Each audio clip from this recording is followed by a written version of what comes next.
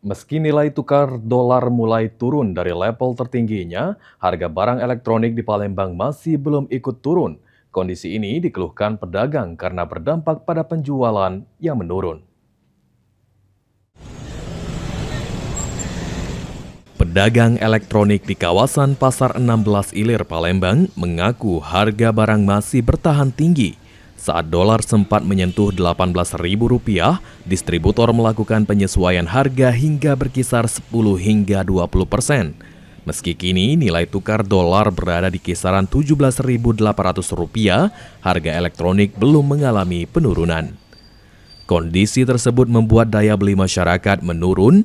Pedagang menyebut penjualan ikut merosot hingga sekitar 30% dibandingkan saat kondisi normal. Lumayan jauh sih, sekitar 5-15%. Contoh kayak bulan lalu aja kenaikannya sudah 3 kali. Nah, dan untuk bulan ini pun kita pun dapat pengumuman sudah dari pabrik-pabrik atau produsennya sekitar 5-20 kali ini. Lumayan naiknya jauh. Depan ini Ke depan. Ya, banyak sih. Contoh dari jalan aja udah sepi. Daya beli masyarakat sih kayaknya udah turun banyak ya. kira setengah atau lebih dari setengah. Setengah lebih. 20%. Setengah lebih.